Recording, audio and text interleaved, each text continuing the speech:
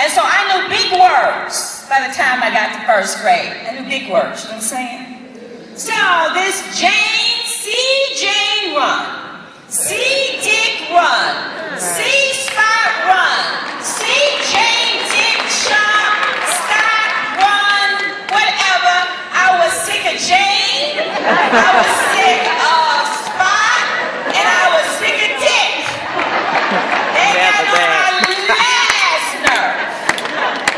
And so every day, Miss O'Neill would come in and she'd write the stuff on the board.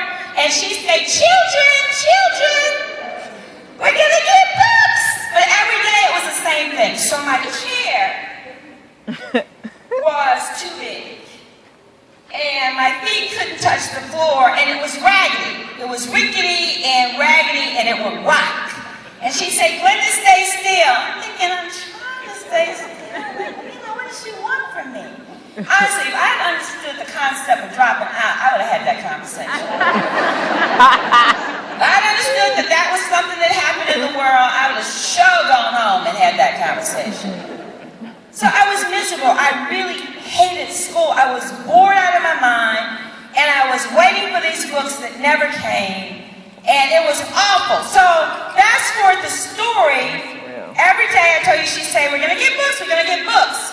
And then when we got books, we could read out loud, right? So I need a piece of paper. Oh my God. I don't want to take a piece of paper that somebody might read. I might rip up somebody's speech or something. Thank you. You're not going to get this back, okay? Okay, cool. So, finally, the books come. The books come, right? And we're going up and down the road, and everybody gets a chance to read, and she gets to me, and my page is torn out.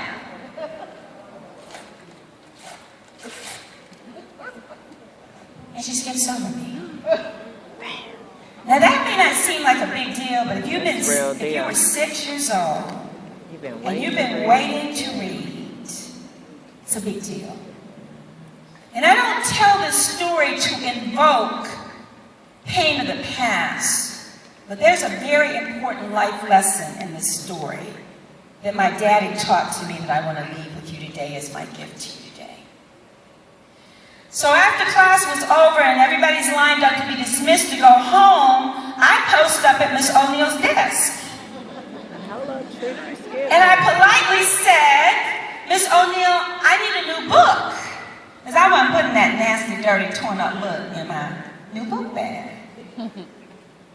And she looked at me and she said, Glenda, nobody has a new book. That was not my issue. You know what I'm saying? Now I would be advocating for all of us to have a book, but right then, I was the only person standing there. It was not my issue that nobody else had a new book. I just had a new book. And this is what she said. And I'm looking back on this now with adult eyes and understand how difficult this was for her. She said, Glenda, colored children don't get new books. I didn't understand that. I didn't understand that.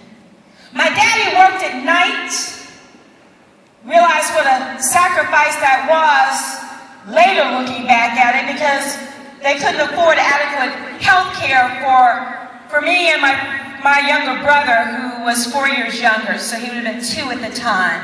So my dad would be home when I got home, taking care of my younger brother until my mother got home from work.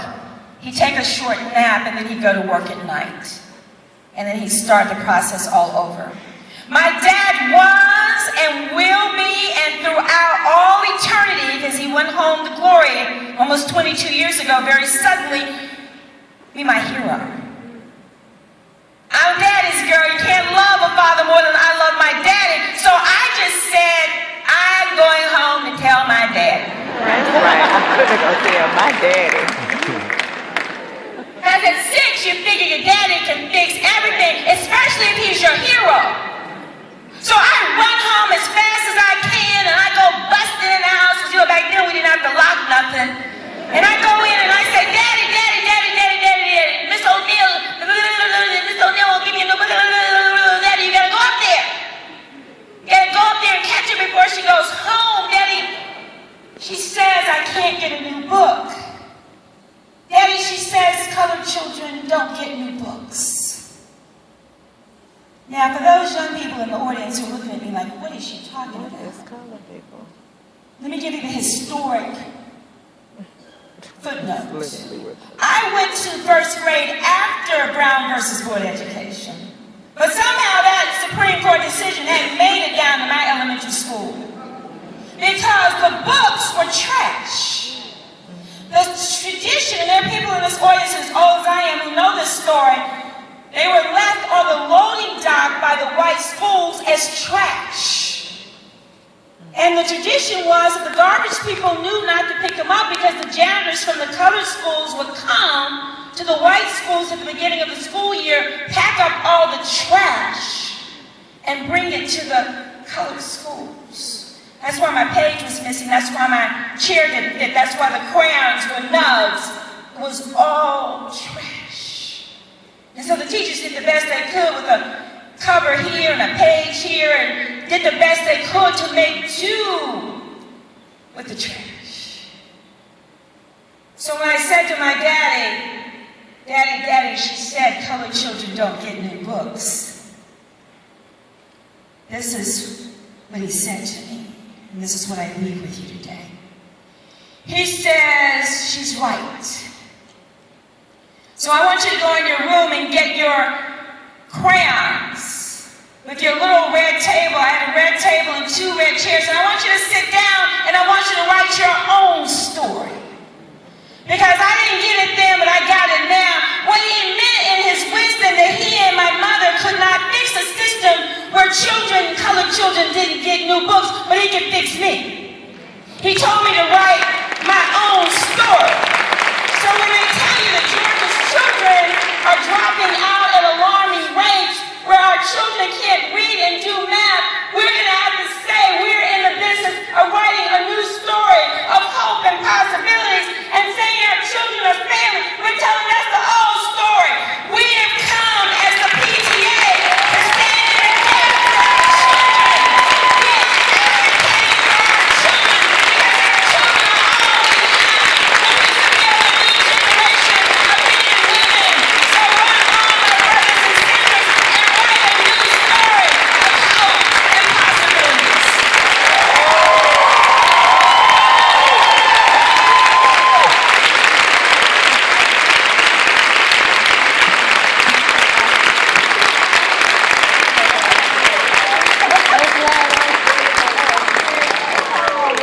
I know.